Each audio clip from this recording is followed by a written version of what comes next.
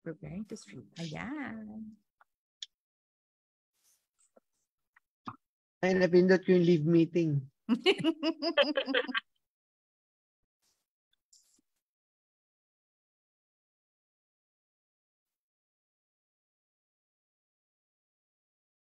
And Good we are evening, live. partners.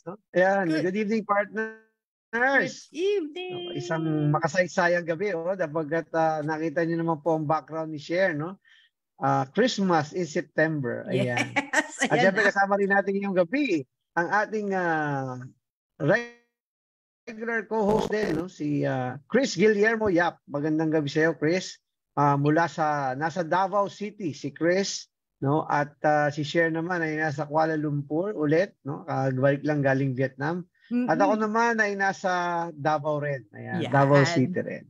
Gandang gabi po sa ating mga Tuesday classmates.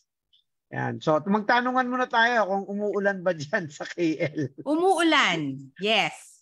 Pabugso-bugso. Okay. Yeah, pabugso-bugsong pag-ulan na may kasamang pasinghot-singhot. Pagka may pabugso-bugsong pag-ulan, may kasamang pasinghot-singhot yan. Totoo. At kasama may patsampurado at palugaw. Ganon. Kakatawag ko lang sa sa Maynila, sa Valenzuela to be exact. Wala naman daw ulan na ron. So buti naman sapagkat mga 100 araw ng dire-diretsong umuulan sa Maynila. Nasayang yung mga long weekends na babawi naman tayo. Importante po, lahat ay ligtas at wala naman pong ganong napinsala. But I guess dun sa bahaging North Luzon, syempre yung mga pananim, no? So pinapanalangin po natin ang ating mga kabayan. So, Chris, kamusta naman dyan sa Davao? Umulan ba dyan?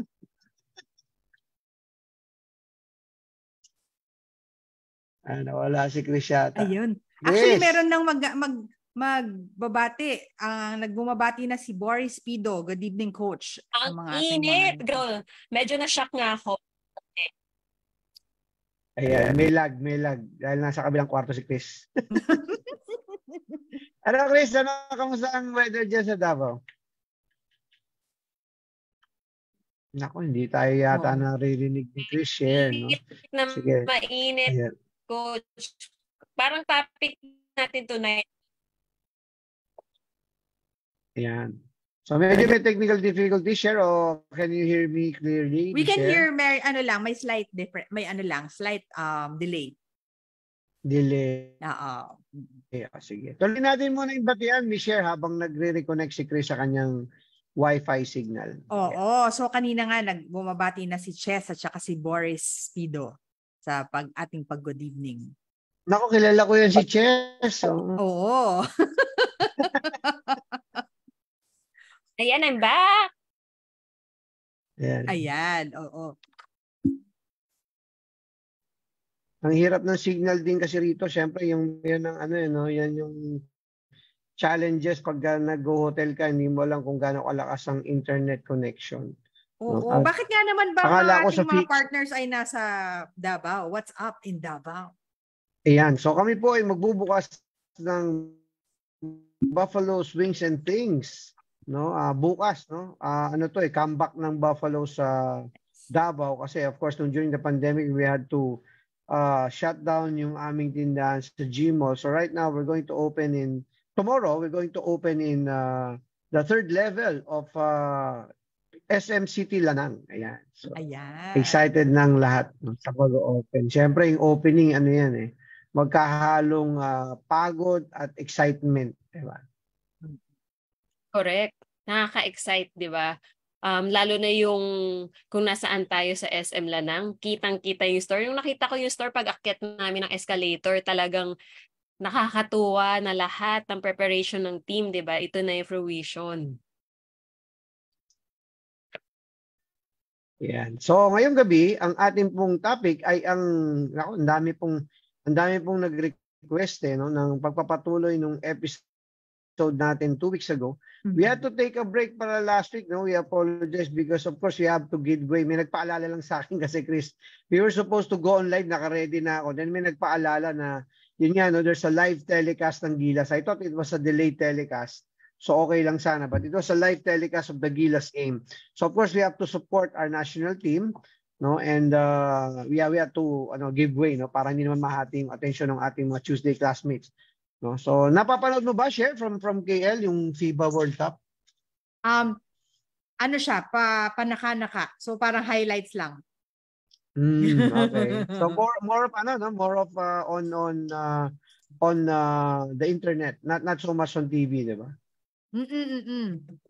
Hindi kasi as popular here compared kung football game siya eh.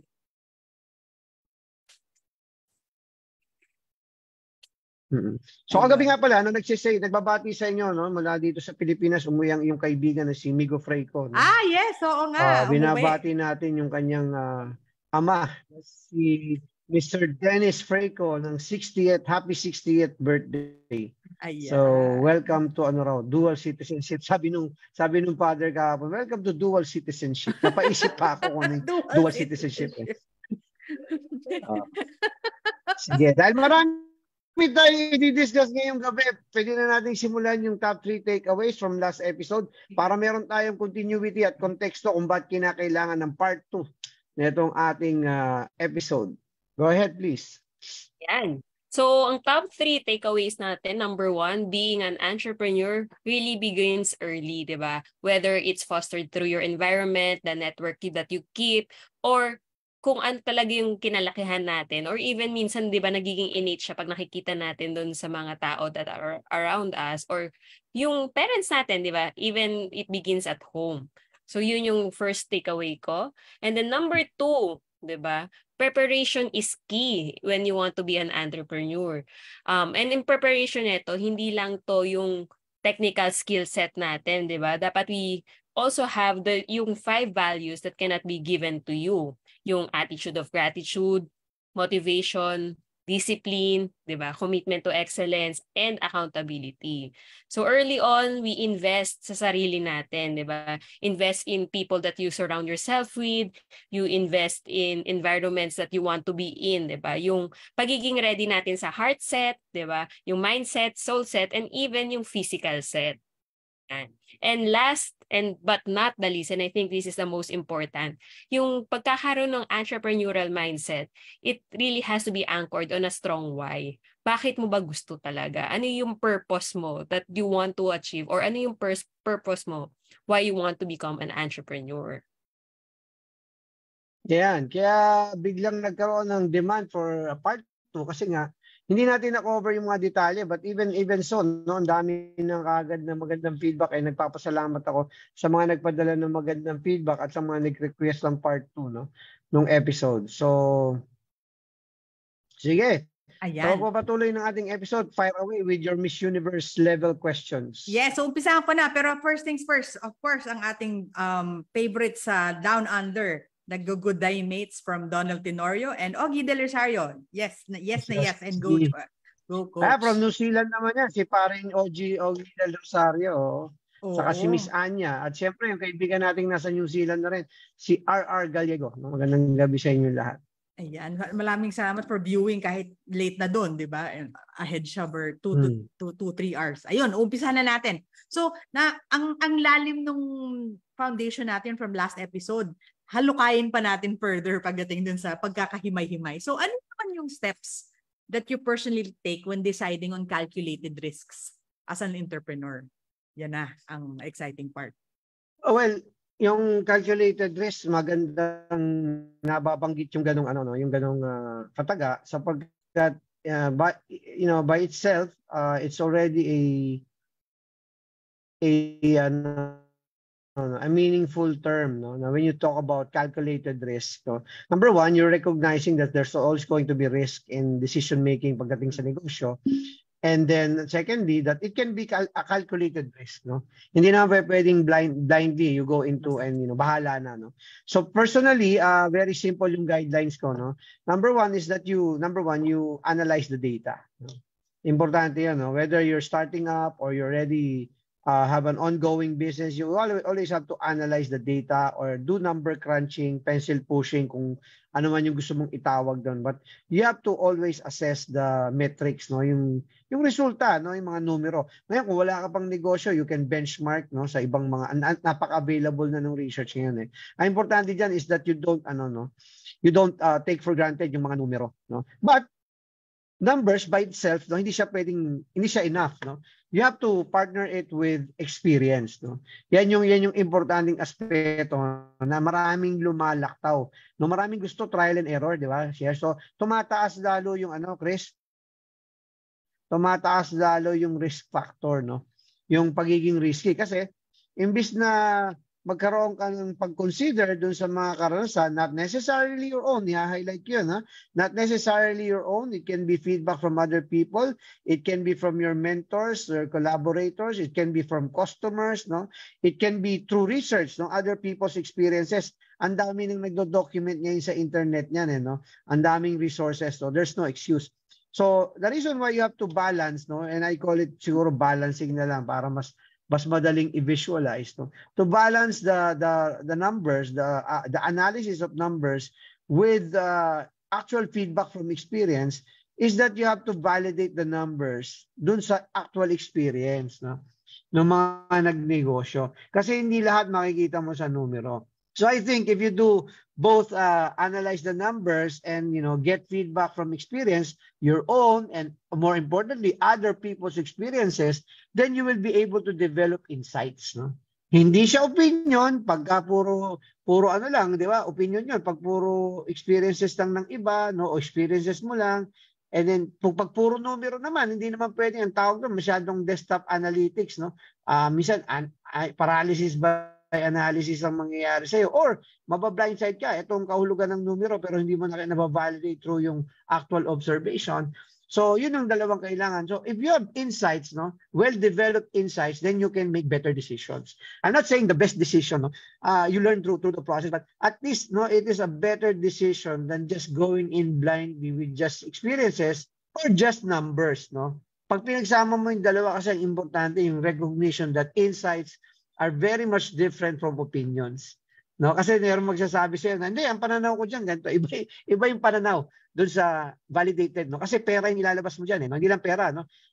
More importantly, time and effort. So you have to take to be diligent enough, or to take due diligence, to exercise due diligence rather, para ma-ensure mo na both information and experience, and then you develop insights, and then mas madaling magdesisyon from there. Ayan, ang ganda naman ng coach. Actually, sorry Chris, before your second question, magsusundot lang ako doon. Ito ba yung reason bakit minsan pag antagal mo na doon sa larangan ng pagiging entrepreneur, mas nagiging comfortable na kasi para siyang muscle, you tend to know what to listen to, what to gather? Yeah, others might call it gut feel, but instinct. Pero ako, I refuse to call it that. Hindi dapat nawawala yung disiplina kahit na sobrang veteran ka na. Lalo ngayon, ang bilis ng pagbabago ng konteksto ng mundo, no? Ang bilis ng pagbabago ng landscape, ng market, no? And you always have to, no, you have to always remind yourself, no, your business, hindi lang ikaw yung market yan, or sometimes hindi nga ikaw yung market ng negosyo mo, no? So you have to recognize, and with humility, the necessity to formulate insights with both information and experiences, no? Feedback from experiences, from observation, from asking questions, from collaborating with coaches and mentors, no? For you to be able to make to go through that critical thinking process para kahit na sobrang veterano ka na, meron kang sinusundan na systematic steps, no, bago ka mag-make ng decisions. I'll give you a perfect example, no.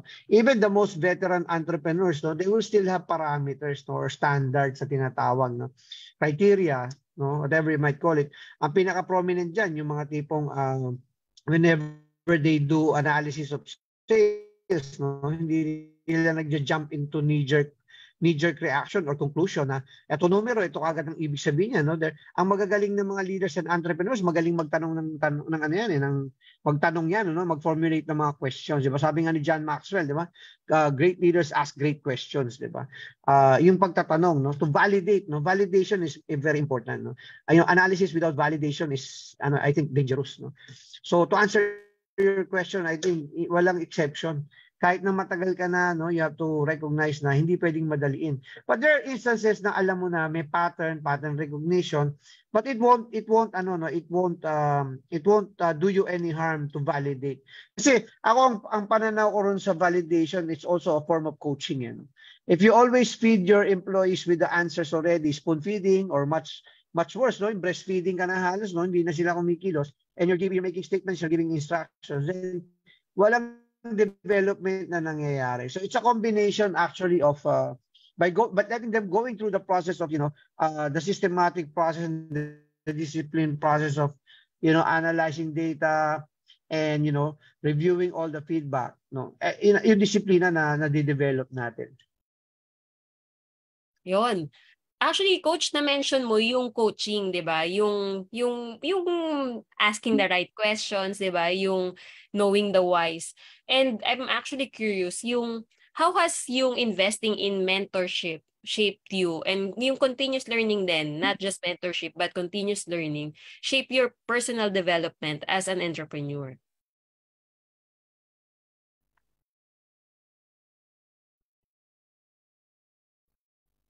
Yan. So kung tama ang pagkakaunawa ko, medyo nagcha-choppy, no? How did yung mentoring and coaching develop me as an entrepreneur, no?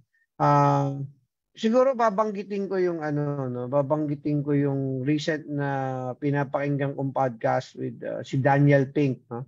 Ayan, isulat nyo yung author ng si Daniel Pink, pinag-aralan niya yung specific topic of motivation, no? Yan ang pinag-aralan niya, no? So, ang sinasabi ni Daniel Pink, no, is that may tatlong bagay na innate, no? And this is a scientific study that went through, I think it was almost a decade of studying companies, leaders, no, people. And sinasabi diyan, yung innate sa tao is number 1, no, yung paghahanap ng autonomy, no? So ironic, di ba? Parang if you're looking for autonomy, ba't ka magpapacoach, no? And siguro I will dare say na ako yung buhay na patotoo ng isang taong nakinabang sa coaching and mentoring. Throughout my career, ang daming open ako sa mentoring and coaching. In fact, intentionally hinahanap ko yan. No, very important yun na intentionally hahanapin mo yung coaching and mentoring for you to continue to grow. Now, going back to the points of Daniel Pink, kasi sinasabi niya tatlong bagay na innate sa tao, na yung nature ng tao with regards to motivation is number 1, hanap tayo ng autonomy. No, and autonomy can only come, no, if you want autonomy that is efficient, that is productive, that is not reckless, no, is that you recognize the fact that before you become autonomous, kailangan mo yung pangalawa, no? You have to be a master of something, no? May mastery ka of something, no? Kaya kanina napapag-usapan yan doon sa training na ginagawa natin kanina sa opening ng BWNT-SM Lanang, sinabi ko nga doon sa mga trainees na, when you talk about the society in general, no, if you do it, if you illustrate it in a bell curve, marami talaga yung nasa basic, o kung tawagin natin sa normally is basic. You have to be excellent at something, no? I'll give you a perfect example, no? Si Manny Pacquiao has an excellent life, no? And he's reportedly selling his house for $3 billion. And that's an example of, and if you ask people, he's a master of boxing, di ba? He reached an elite level of a certain skill set, no? And ganun din yung sinabi, no? Mari is very important. You have to choose to. I want to be a master coach, for example, no? Example lang yun. No, alam mo kung ano yung aaralin mo, no? You have to learn how to communicate better, number 1. Number 2, you have to learn how to build positive relationships with people or networking, di ba? And then number 3, no, you have to be able to learn about leadership, kasi alam mo yung value ng leadership kahit saan ka pumunta. So that's a great example. Now, to answer your question directly, Chris, ang sinasabi ron, yes, no? Yes, kailangan natin ng coaching, kailangan natin ng mentoring, at yung bahagi nun is yung paghahanap coach, no?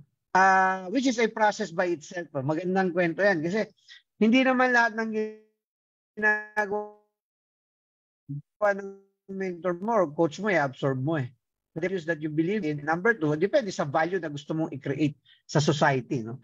So, yun yung mahabang sagot sa maikling katanungan mo, because I really found it na necessary to expound it in that way para yung konteksto ng coaching and mentoring, malagyan natin, makargahan natin ng konteksto ng why, di ba? Bakit ka ba nagpapa-coach? Ba't ka ba nagpapa-mentor? And ang sinabi ko pa, hindi lang yes, you have to intentionally seek it, no?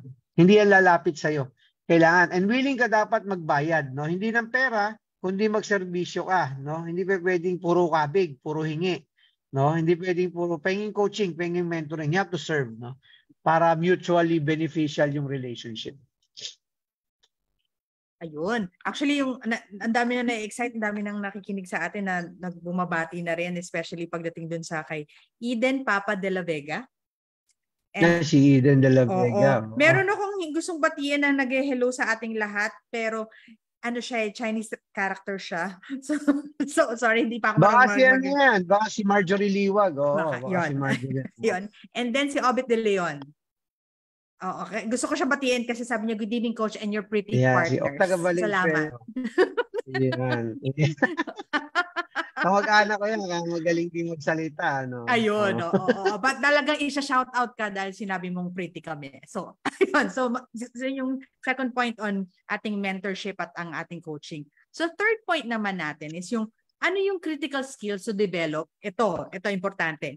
Yung first 30, 60, 90 days of the business. At ano yung difference niya dun sa long-term skills you need to scale the business. Ang daming hinihingi sa entrepreneur, no?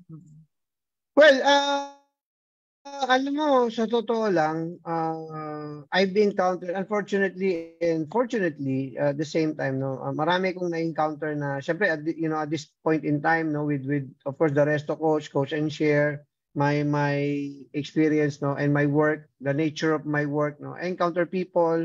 A lot of people come to ask questions. A lot of people ask for guidance. No, but I always emphasize, no, that the restaurant business is a business that you have to develop a certain mastery of the fundamentals. Yan. Napakahalaga, no, na merong mga fundamentals ang restaurant industry na hindi mo pwedeng i-delegate agad. Yan, no. Napakahalagang paalala yan kasi lalo kung nag-create ka ng brand, di ba? Marami yung again, I'm not naming names. I'm not actually, I don't have anybody in particular in mind, but the place na, you develop a menu, you develop a brand, magaling ka sa branding, and then you launch a restaurant, you open it, no, and then you realize, ang restaurant pala kailangan ng leadership, di ba? Ang restaurant pala kailangan ng business management, di ba? Kasi meron malalakas sa marketing, magaling magluto, magaling mag-develop ng menu. Ang restaurant pala kailangan ng accurate na costing, no? Kailangan pala marunong akong maggawa ng food cost analysis. Di ba? So again, hindi ko sinisindak yung mga because that's the proper way of doing business. Na sabi mo 30, 60, 90.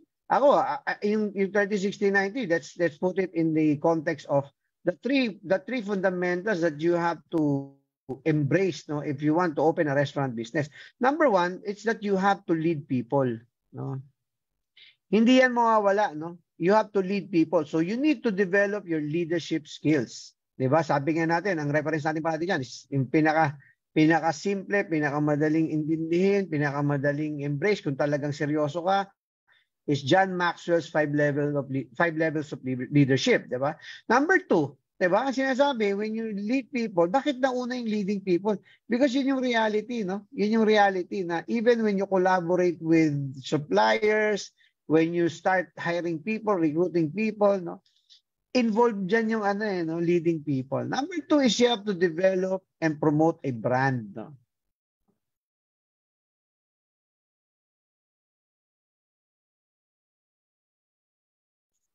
Yan.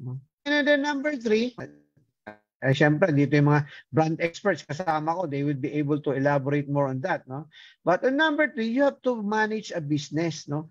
You have to actually start up, no, manage, no, grow, and sustain. Manage, grow, and sustain a business, no? And thereby, it requires management skills, no?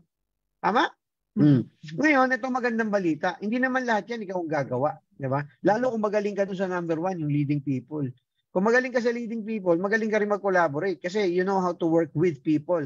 Not to think that people are working for you, but rather you're thinking you are working with people, facilitating their growth and development. Thereby, they're growing with the brand and they're helping you manage the business. Now, yung managing the business, hindi napaka-importante rin nun. So, huwag kayong magagalit mga mga kasama ko dito. Hindi ko din na-downplay ang kahalagahan ng developing and promoting a brand, but it is something that you can actually either find a partner who is great at marketing or, 'di ba, or outsource it to experts, no? Kasi ang core mo naman dapat talaga pag nagre-restaurant ka is you have to be a people person, whether it's customers or employees, and then you have to manage the business. Kasi pag wala ka ng business management mindset, maliligaw ka. Nandiyan ka naman sa shock, no? Pag kinausap ka ng accountant mo, no? Pag sinabi yung cash position ng gugulat ka, wala nang pera yung, paano nangyari yun? Di ba? Pero ang katotohanan nun, ikaw ang nagda-drive ng profitability ng restaurant mo. No? Even parating yung sinasabi to, from the development of the concept, whether it's fast food, fast casual dining, no? To the development of the business model, di ba? Sabi natin, profitable and sustainable business model. Anong size ng tindahan? Saan mo ilolocate? Magkano ang renta? All of this require business management skills. So, ang sinasabi kong fundamental dito, yung 1 and 3. Yung number 2, pwede kang mag-partner sa magaling sa marketing or pwede mong i-outsource sa mga brand experts. Anong pananaw nyo ron, mga partners? Yeah, I was about to build on the part na definitely hindi siya downgrade na iniisip nga na parang if it's outsourced. Definitely not. Kasi ang dami talagang, sa dinami-dami ng communications partners out there, you see that there is a demand for it. And iba rin kasi na yun yung focus ng partner mo. Kasi ang hirap ng, you're looking at the other things, especially on the profitability of your business. I'm telling you, di ba Chris, ibang animal ang communications as well as marketing. Dahil ang daming bago, lahat ng natutunan ko even like 3 years ago, medyo obsolete na. So talagang if that's not your business, then don't focus your heart and soul into it and get a partner. 'Di ba, Chris? Yes, and I do also like to add yung asking help before it's too late, 'di ba? Kasi sometimes pag lalo nang tayo yung sa atin yung business or sa atin yung brand, we fall in love with the brand so much that it becomes us. 'Di ba? Na ikaw na yung brand mo na, yun na yung identity mo. Na dapat nagbibigay ka ng leeway na have other people to grow it or ask help from other people to how to communicate it, to make it palatable for the general public.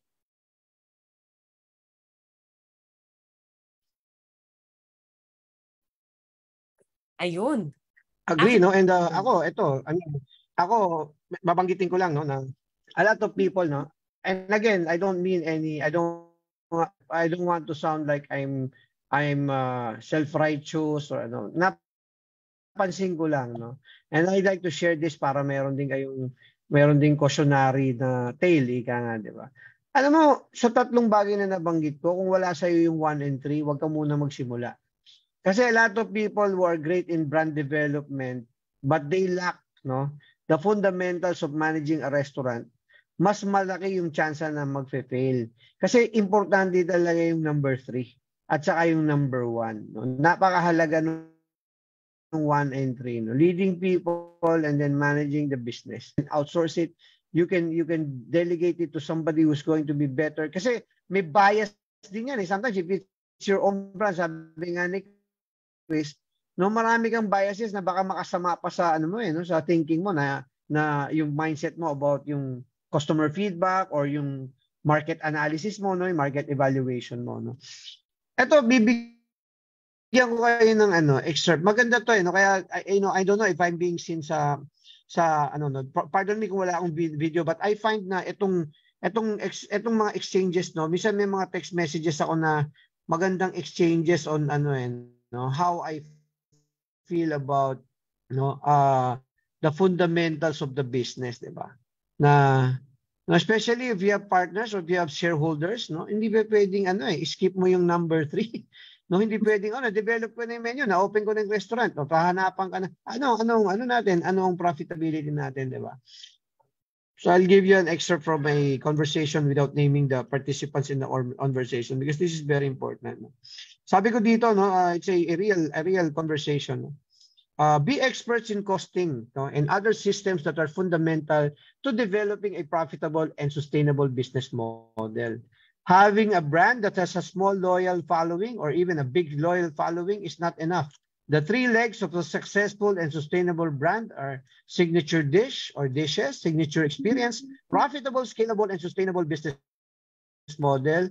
All of these held together by, sabi ko, no, all of these held together by and driven by a level 5 leader, no, and a strong culture anchored on aligned values, high standards, and a clear purpose to results. Diba? Sabi natin, yung purpose to results, alam na ng mga regular listeners dito yan. Purpose, vision, strategy, no, plans, yung plans nakalagay.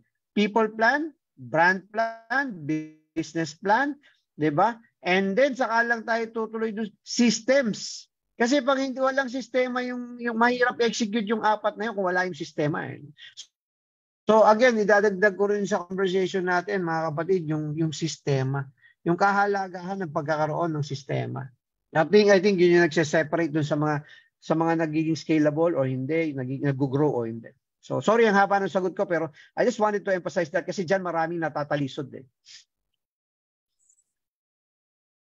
To add lang din, Coach, dun sa, kasi ang ganda nung discussion natin, ang ganda pala pag 3-way yung discussion. To add lang din, or to actually, kasi alam natin yung background na share talaga more on marketing. And you mentioned about systems and processes. And when we talked about yung 30, 60, and long-term plan, ano ba yung dapat yung mga systems talaga that we invest early on? Well, you have 5 systems, di ba? Yung recruitment systems, kasi that's the gate 1 kung tawagin, di ba? If you don't have a sound recruitment system, then you will have a problem pagdating sa gate 2, which is yung people development system. Kahit gaano ka-systematic yung people development, no? Kung nakapagpapasok ka ng puro basic at unacceptable na mga empleyado, mahirap ang gawing decide to excellent yung level ng competencies nila, no? And then lalo na kung sa recruitment system mo, nagka-problema ka sa pag-analyze ng character, diba? Or yung alignment of values, di lalo nang mamroblema ka. No? So the second part is yung creating yung people developer or training system. So hindi yan yung pinaka-importante, kaya nga pinanganak ang The Resto Coach eh.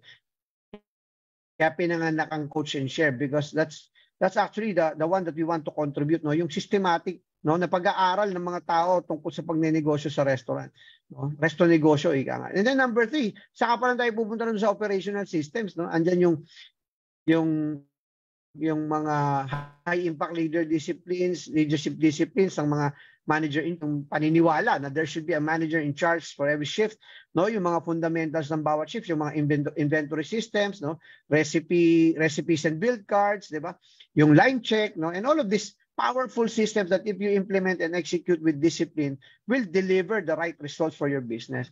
And then number 4, yung binabanggit natin din, no, kailangan merong feedback or yung performance management system. Para yung mga empleyado, merong growth and development, kailangan merong part ng disiplina ng organisasyon at part ng kultura, yung pagbibigay ng feedback that is objective, not subjective. No?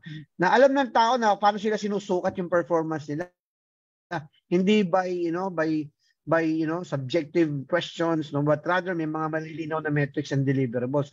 And number 5, no, is yung compensation benefits and reward systems, no. Yung pagkakaroon ng pagbaging bahagi ng kultura ng no competitive, hindi lang competitive kundi yung fair, no. Fair na pagbabayad sa tao, standardized, no. Alam ng tao kung paano mapopromote, ano yung paano makaka-reach ng certain level of success, financial success and stability within your business. So I think yun yung 5 fundamentals. There are other systems, no. I'm not telling that yun lang, but you know, I'm sure pag binanggit mo yun, mapapaloob yan dun sa 5 rectangles na yan sa tinatawag natin, no? 5 parhiba, no, sa Tagalog. Ayan, bago tayo mag-move on, actually burning up ang ating mga pagbati dahil ang dami nang nagtutune in at maraming salamat sa inyong lahat. So, nag-hello si Michael Albert Pancho, si Eileen Yana Samson, si Paulo Cruz, Nikki Barido, maayong gabi, na-late ng onti. Okay lang po, pwede lang syempre kung na-late, maraming salamat pa rin sa shoutout. You can always review yung sa first part ng ating discussion. Of course, si Yam is here, si Edwin Uy, si Order Run. And then, good evening po, Coach, na late po. Akala po kasi YouTube live uli. Si from Jester from Baler, Aurora. And then from Gerald Flores as well. So, kanina... Nakakatuwa din yung mga pagkakaugnay-ugnay ng mga classmates, no? Ano yan, produkto yan ng pag-share nyo. So please keep on sharing. Please keep on inviting people to our classroom, no? Our Tuesday classroom. Kasi nakita mo yung pagkakaugnay-ugnay ng mga binabati natin kung sino nag-imbita kanino. No? And this is just a testament to how the industry will really be better, no, after so many years. Kung a certain number of years, pag tayong lahat is involved tayo ron sa pag-share nung mga tinatawag natin ditong the coach and share culture. Okay? Thank you. Yes. So, medyo isi-segue ko na yung next question natin kasi we talk about talaga the restaurant business is really more of a people business, diba? You create relationships. So, how important is having a strong support network for aspiring entrepreneurs? And what steps can you do to foster these relationships? Well, number one, yung binabanggit ko kanina, no, when you talk about relationships, we have to be reminded, all of us, no, including myself, that it should be mutually beneficial, no. Hindi pwedeng puro hingi tayo. So when you participate in a community, no, you have to give, not only take, no. You have to pay your dues, no, not literally, and you have to really at least, no, yung talagang genuine intent to execute, no? Kasi maraming nanghihingi ng mentoring, ng coaching, pero ayaw naman i-execute eh. Akala nila masarap lang isulat sa notebook, no? I-post sa social media, no? It's more than that, no? It's ang fulfillment ko as somebody who's also a beneficiary and now being the one sharing yung coaching and mentoring is pag nakita mong ina-apply no, sa totoong buhay, ay nagre-resulta talaga sa pag-grow ng mga businesses and pag-create ng mga jobs, no? So I think yun yung reminder ko muna, no? Choosing collaborators, ang reminder ko is alignment of values, no? It's pointless to converse or discuss or participate in a community na in the first place hindi naman align sa values mo, no? Again, a reminder that character is more important than competence, no? Especially when choosing yung group na pagsasalihan mo, you devote your time on, and the people that you seek mentoring from, no? Ako, yung reminder ko is, again, pick up the good, no, disregard the bad, no, kasi hindi naman perfecto. Pag mo ilalagay sa pedestal yung mga coaches and mentors mo or yung mga collaborators mo, you can pick up the good, you disregard the bad, and you can also participate in feedback giving, no, constructive criticism, giving of feedback, no, doing research para pag nagkatanungan hindi ka lang naman puro hingi ng impormasyon, nag-share ka rin, di ba? So it's I think yung reminder that while it is good to have mentors and coaches, you have to be prepared to be coached and mentored, and you have to be prepared to also do your own homework, no? Hindi ba pwedeng magpag-meeting ka tapos lahat tanong ka lang ng tanong, no? Kailangan may bound ka rin, so to speak, no? And I think it's through the course of being mentored, being coached, collaborating, cooperating with people, you will realize that you're already, you will find your tribe, no? Mahanap mo yung tribo mo, yung maliit na group of people na talagang, yung core group mo ng collaborators, no? Kayo yung nagdi-discuss about business intelligence, kayo yung minsan bumabiyahe pa kayo abroad, no? To do your research, to experience restaurants in other countries, no? Sobrang formal ng mga organization na sasalihan natin, but it's about understanding what you want, kasi hindi mo naman mahanap yung mentors mo kung in the first place hindi mo wala gusto mo ipa-mentor exactly, no? Sabi ko nga, di ba, ang example, ako alam ko kung ano yung pinapakinggan ko sa podcast, alam ko kung ano yung binabasa ko na lang ng mga aklat at mga book summary sa Blinkist, at pinapakinggan ko mga webinars, because tatlong bagay yung pinagpo-focusan ko, no? Yung continuous improvement of my communication skills, continuous improvement of my ability to build positive relationships with people or to grow my network, no? And number 3 is to, continue to develop as a leader.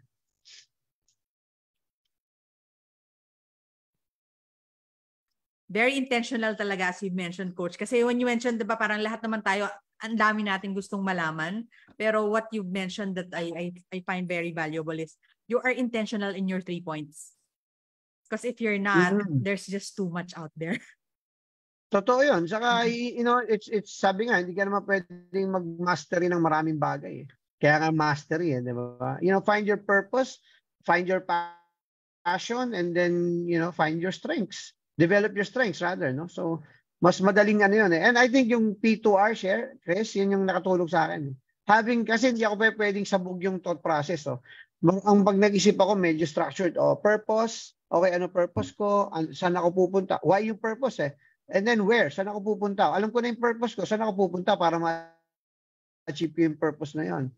And then, paano ko ma-achieve yung purpose na yun? The shortest possible time. Strategy. Diba? Okay, ano yung detalye ng strategy ko? Paano ko i-operationalize yan? Okay, plans, no? Brand plan, people plan, brand plan, business plan. No? Kaya very ako, diba sa sequence, napapansin nyo? Everything has to be in the proper sequence para matulungan ako, no? And then, you have to realize, hindi lang ikaw ang gagawa niyan. So, maaaring sa'yo, madali. So, you have to create systems kasi hindi ka naman pwedeng maging scalable or maging franchisable or even mag-develop ng second branch or even more menu items kung hindi mo lalagyan ng sistema yung trabaho mo. No? So, dadagdagan ko, systems and standards. Yan, systems and standards. Hindi yung just do it na, dumiretso ko. Meron akong idea, gagawin ko. No? Nako, ano po yun? Madugo ang tuition fee sa ganun. Oo. I think yan yung masyadong na-oversimplify pag minsan pinapanood natin sa mga TV shows. Na it's not that simple. Ayun. You mentioned kanina, Coach, yung importance on investing on personal and professional development. Ano yung, of course, how important it is and how does it create options we talked about during yung last episode?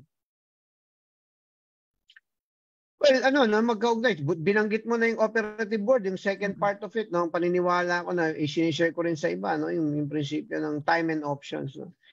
Number 1 is to be disciplined about time, no? And to understand that time is the most valuable resource that you have, no, in life, no. Once it stops, no, whether you die or you get disabled, no, or you're not capable anymore, wala na yun. You cannot go back. So time is very important. And when you talk about time, nakaugnay na dyan, nakapaloob na dyan yung health eh. Diba? Kasi pag being unhealthy is, may stop din yung time mo, no, in essence. No? So, if there's one discipline that you have to really develop, especially in this age of distractions and disruptions, no, is, quick fixes and attention getting diversions, diba? Napakahalaga na intentional ka sa pag-aaral mo, pagde-devote mo ng time. Now, having a daily flight plan, a weekly flight plan, a monthly flight plan, and even, you can extend it to quarterly and yearly, no? And knowing what really matters, and so you can focus on those, the things that really matter that will deliver yung high impact, yung tinatawag naming high impact priority, no? Kaya mahilig ako sa top 3, top 2, hindi paramihan eh. Ang importante, ma-execute mo, magawa mo, ma-accomplish mo, and you recognize that ito yung mga high impact. Pag na-accomplish mo yan yung magke-create ng momentum eh, no? And then, yung recognition that if time is valuable, then growth and development is imperative. Kasi ayokong dumating sa punto na ako pa rin lahat ang gagawa eh. Diba sa mga nagre-resto negosyo, yung unang mong realization eh. 7 days tatakbo yung negosyo ko, so wala akong day off. Wala kang day off kung hindi ka magde-develop ng tao. Diba? Araw-gabi kang naroon kung hindi ka magde-develop ng tao. Fundamental yun eh. No? So, yung another straight answer to your very important question is, being intentional in the disciplines that you choose, no. Yung schedule mo for every day must reflect, no, yung mga bagay, yung mga objectives mo, no. Kailangan aligned yun eh. Hindi pa pwedeng etong sinasabi mong objectives mo at yung sinasabi mong priorities mo, pero pag tinignan yung schedule mo, iba yung ginagawa mo, no? So, ano yun, no? So, kailangan magtutugma yung priorities mo with the allocation of time in your schedule. Ano yun, no? Simple pero importante yun eh. Importante yun. Kasi if you master that, no? And you will recognize, no, the pagiging finite ng time. And 24 hours is not 24 hours and 1 minute. So, magtutulog ka pa, magkakain ka pa, no? And you will enjoy with your family, etc. And work-life harmony can only be achieved through empowerment, growth and development, and self-development. Kaya hindi mo pwedeng mag-develop ng iba kung puro palabas sa'yo, di ba? You're adding value to others, maubos ka. So kailangan magde-develop ka ng sarili mo. So you educate yourself, no? Hindi pwedeng nakaasa ka sa boss mo, sa employer mo, no, sa coaches and mentors mo. Kailangan merong intentional na ito yung gusto kong aralin, ito yung nakita ko sa negosyo ko, ito yung kakulangan ko, sige nga mag-i-invest ako, and sometimes it requires monetary investment. Pag may monetary investment, sometimes doon nadidisiplina yung tao kasi ginastusan mo eh. 'Di ba? Kaya ito, medyo minsan nagdadalawang isip ako, share, 'di ba? May mga nag-i-invite din sa atin. Yung mga paid, no? Alam mo, mas attentive yung mga bayad eh. Sa totoo lang. Kasi binayaran nila, so attentive talaga sila, nagtatanong, no? Nagde-demand ng resulta kasi nagbayad eh, nag-invest, no? So ako madaling sabihin pero ang dami, no, yung podcast, ang daming podcast. No, kaysa magreklamo ka sa traffic, makinig ka sa podcast, no? And again, I'm not preaching. I'm just getting excited when this topic is brought about because information na napakahirap mag-access ng information. And now it's very much available and all you have to do is, utilize them and optimize. Yes. I would like to share din and add pala, share din. Kasi this is something that I struggle with, lalo na nung syempre nag-work from home before, di ba, nung pandemic. And you have to manage your own time kasi hindi ka naman na pumapasok sa office na 9 a.m., di ba, may commute ka, may ganyan ka dati, may parang schedule ka. So, I did this, I live by this quote yung be deliberate with how you spend your time. And at the end of the day, lagi kong practice to sa sarili ko is I get a notebook, tapos lagi kong tinatanong yung sarili ko, how did I add value to myself and to others for today? So, nililist down ko lang kahit maliliit, di ba? What are the things that I did today that made me better, or what are the things that I did today that has a positive impact dun sa mga tao around us? Thank you so much. Actually, very helpful yun. I mean, for anybody who has any guidance, parang hindi nyo pa alam kung paano mag-start, perhaps that statement could also help. Yun. And then, of course, isi-segue ko na din dahil we are talking about time, di ba? Yung nawala. Ayan. So, we were talking about time and medyo na-carry away ako dun sa ating topic kasi nga this very very close to my heart kasi nga it's really more on about what we can do to better ourselves. Kasi nandun pa lang ako sa stages na I'm asking myself if I'm ready to be an entrepreneur, di ba? So, can you share naman, Miss Share and Coach, ano yung mga, how do you prioritize yung self-care and skill development to avoid yung pagiging burnout?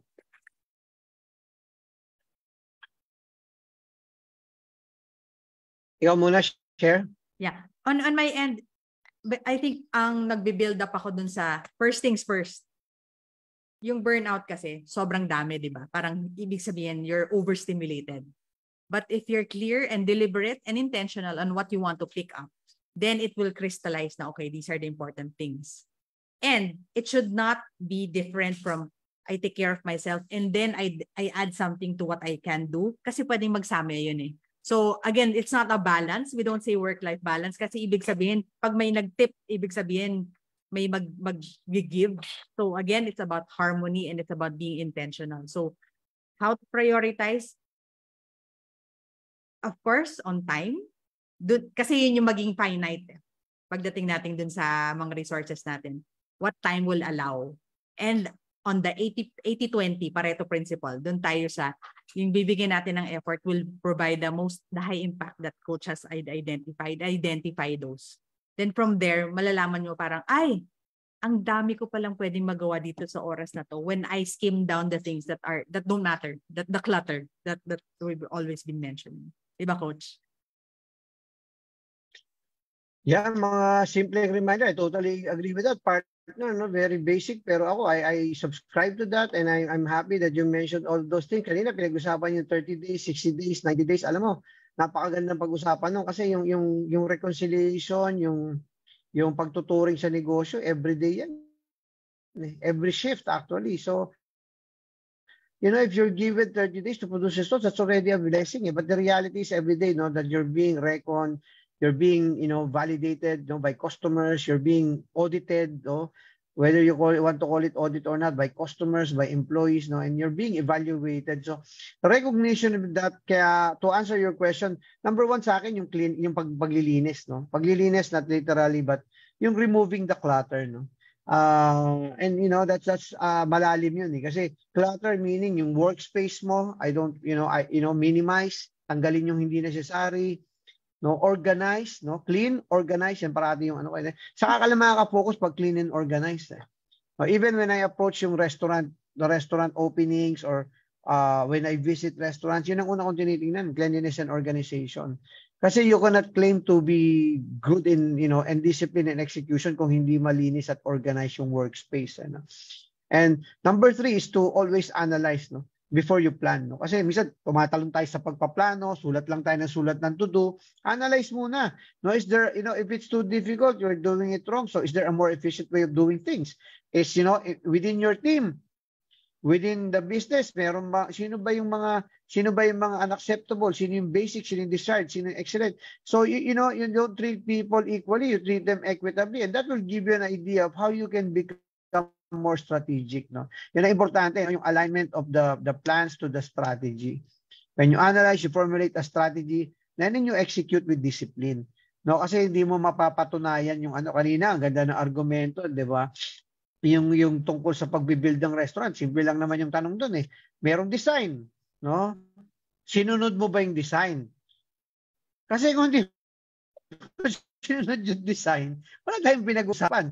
Dahil hindi naman natin mapapatunayan kung nag-work yung design kung in the first place, hindi mo sinunod yung design. Sa totoong buhay, ganun din. Hindi ba pwedeng yung merong disconnect between what you plan. And more importantly, ako, communications, kasi ko major ako. So the importance of, validating and getting feedback. Para ma-complete mo yung cycle, Kasi hindi pwedeng you always reinvent the wheel, you start from scratch, It's a process that should not be, paulit-ulit. Kailangan meron kang natutunan, then you get better. Okay, you get better. Repeat the process, but repeat the process strategically. Yes. Gusto ko lang din i-add dito sa tanong ko, meron din akong gustong i-share. Kasi meron akong favorite author, si Simon Sinek. Simon Sinek. So, he talks about burnout. And he talked about yung burnout daw, minsan nanggagaling yan sa expectations mo dahil nako-compare mo lagi yung progress and journey ng ibang tao dun sa progress and journey mo. And what you don't realize is yung progress and journey nila went through a lot of steps before silang nakarating doon. And one of the things that very important for him is to realize that they don't do it alone, 'di ba? Sometimes kasi we're in our heads na ang dami-dami nating expectations, bakit wala akong ganyan, bakit yung restaurant ko ganto, bakit sila ganto, ganyan. And sometimes dahil yun yung nasa isip natin, 'di ba? Pupunta tayo sa point na lahat yun, feeling mo dapat ikaw yung gumawa, 'di ba? So hindi natin nakikita na yung environment and who you surround yourself with is very important. And you cannot do everything alone. Ayan, ang daming parang kasi, kung papipiliin ka, papipiliin ako ng Genie, na yung wish ko, top 3 siguro to be the best recruiter, the best recruiter, the best leader, and the best communicator, Kasi yung tatlong bagay na yan makes you more strategic. That you're not actually the best doer or the best to execute, but you can collaborate with people, you can gather the right people, diba? And you work strategically, and then you can do other things that will help other people, in another subset, diba? Mas mas nagiging strategic ka. Kasi nag-evolve ang role, and take it from me, Iba yung role ko nung 29 ako, iba yung role ko ngayon 49 na ako, no? And changing an evolving role in life, no? Not just in at work, but in society in general. So, kanya-kanya tayong journey. So, let's trust the process, kumbaga. Ang daming pa-heart. Actually, ang daming nag-agree sa mga points nyo. Si John Eldrick Nang is saying good evening. Ferdinand Porsche. And of course, si Joel Ramos. Ayan, si Jake Castro. Si Jake from Castro Las Vegas. From Las Vegas. So, yes. With love, rain, or shine. Di ba? Ayun. Ito naman, I think very connected to sa point kanina that Chris also mentioned. I open it to both of you. And how do you ensure that you continue to bring value and ensure quality as an entrepreneur? Yeah, maybe you can start with Chris. I think the simple, since wala pa naman ako talagang my own business and I'm at the step of preparing myself, yung simple habit ko lang, kasi when I talk about mga daily tasks or daily goals ko, I termed it or I coined it as a habit. Hindi pa siya yung plan ko kasi when I talk about goals and plans, medyo long term.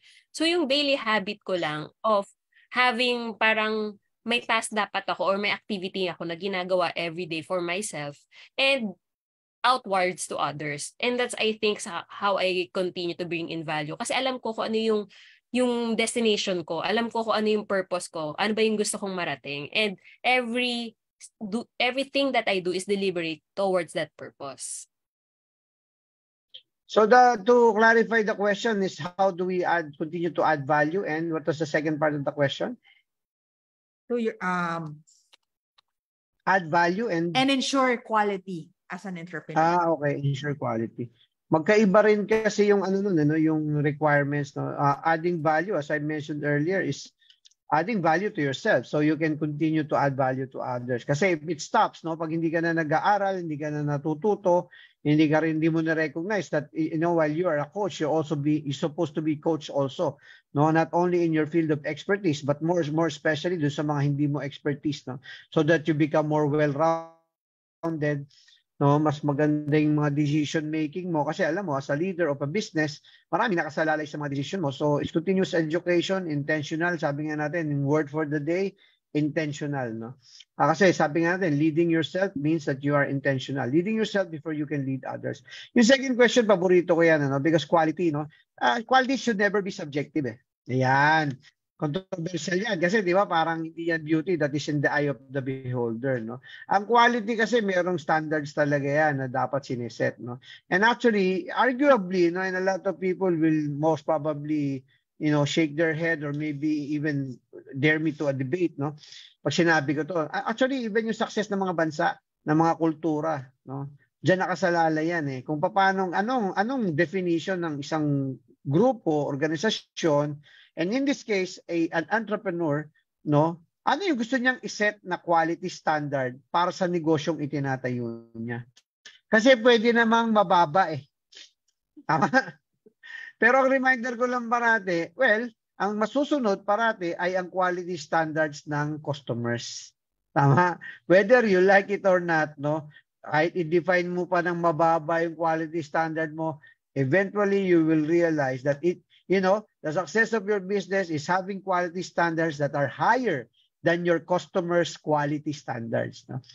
So napakahalagang paalala nun. And dudugtungan ko, ensuring quality requires the ability, no, to lead, no? Kasi an effective leader can respectfully hold people accountable and recognizes the need also to reward those that are performing. So yung tapang, yung courage to implement, establish, and sustain an equitable people culture. Diba? Mahirap sa Pilipinas yan Kasi diba yung equality, sensitivity, diba? Yung culture natin, no, na hindi tayo ganun ka-straightforward.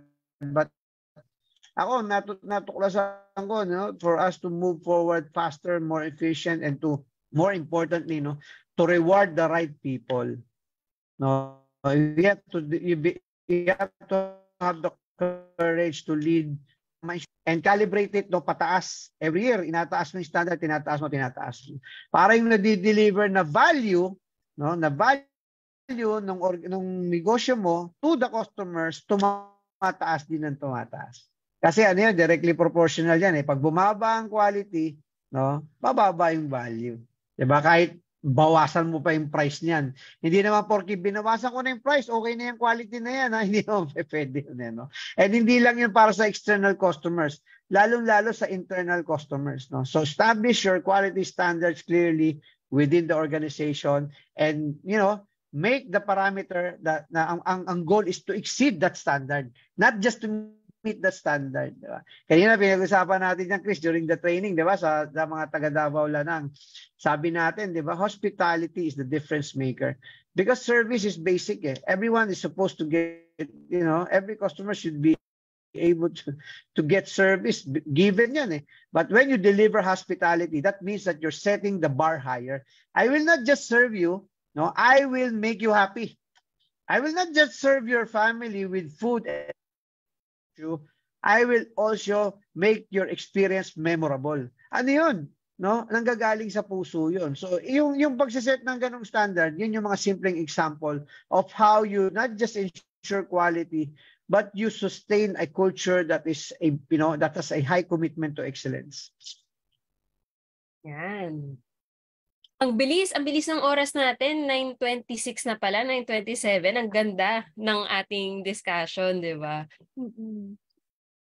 So, tama-tama yan para sa nalalapit na halalan ng barangay. Oh. So, last but not the least naman na question na lang natin. Can you give instances na lang, Coach, na when you invest in yourself or in your skills, that it became a pivotal point for your business or for your entrepreneur journey?